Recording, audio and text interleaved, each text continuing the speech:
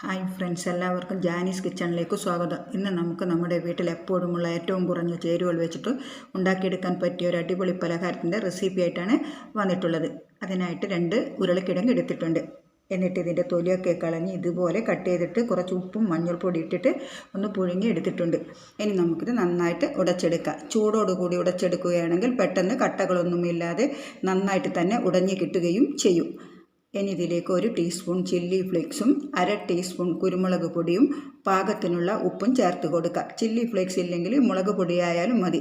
ഇനി നമുക്ക് കുറച്ച് മല്ലിയില കട്ട് ചെയ്തും കൂടി ചേർത്ത് കൊടുക്കുക. ഇനി ഇത് നന്നായിട്ടൊന്ന് മിക്സ് ചെയ്തെടുക്കുക.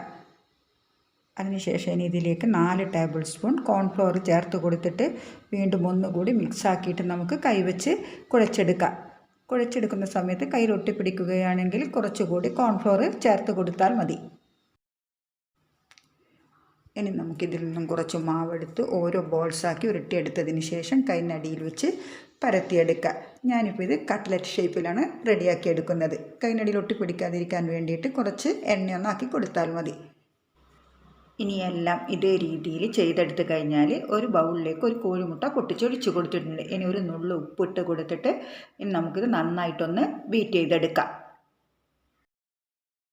പിന്നെ നമുക്കിതിലേക്ക് വേണ്ടിയിട്ട് കുറച്ച് ബ്രെഡ് ക്രംസ് എടുത്ത് വെച്ചിട്ടുണ്ട്. ഇനി നമ്മൾ റെഡിയാക്കി വെച്ചിരിക്കുന്ന ഓരോ സ്നേക്കും മുട്ടയുടെ മിക്സിലൊന്ന് മുക്കിയെടുത്തതിന് ശേഷം ബ്രെഡ് ക്രംസിലിട്ട് നന്നായിട്ടൊന്ന് കോട്ട് ചെയ്തെടുക്കുക. എല്ലാം ഇതേപോലെ ചെയ്തെടുത്ത് കഴിഞ്ഞാൽ ഒരു പാനിൽ ഇത് ഫ്രൈ ചെയ്യാൻ ആവശ്യമായിട്ടുള്ള ഓയിൽ ഒഴിച്ച് കൊടുത്തിട്ട് നന്നായിട്ട് ചൂടായിട്ട് വരുമ്പോൾ ഇനി നമുക്കിത് ഓരോന്നായിട്ട് ഇതിലേക്ക് ഇട്ട് കൊടുത്ത് ഫ്രൈ ചെയ്തെടുക്കാം. മീഡിയം ഫ്ലെയിമിൽ വെച്ച് ഫ്രൈ ചെയ്തെടുത്താൽ മതി. ഒരു ഭാഗമായി വന്നാൽ നമുക്കിതൊന്ന് മറച്ചിട്ട് കൊടുക്കാം.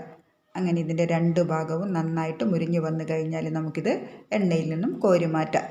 ഇതേപോലെ ബാക്കിയുള്ളതെല്ലാം റെഡിയാക്കി എടുത്തു കഴിഞ്ഞാൽ നമ്മുടെ അടിപൊളി ടേസ്റ്റി ആയിട്ടുള്ള സ്നാക്ക് ഇവിടെ റെഡി ആയിട്ടുണ്ട്.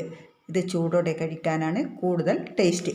ഇതെല്ലാവരും ഒന്ന് ഉറപ്പായിട്ടൊന്ന് ട്രൈ ചെയ്ത് നോക്കുക. തീർച്ചയായിട്ടും നിങ്ങൾക്ക് ഇഷ്ടമാവും. വീഡിയോ ഇഷ്ടമായ ലൈക്ക് ചെയ്യുക, മറക്കാതെ ഒന്ന് സബ്സ്ക്രൈബ് ചെയ്യുക. ഇനി നമുക്ക് അടുത്ത റെസിപ്പിയുമായിട്ട് വീണ്ടും കാണാം. Okay, thanks for watching.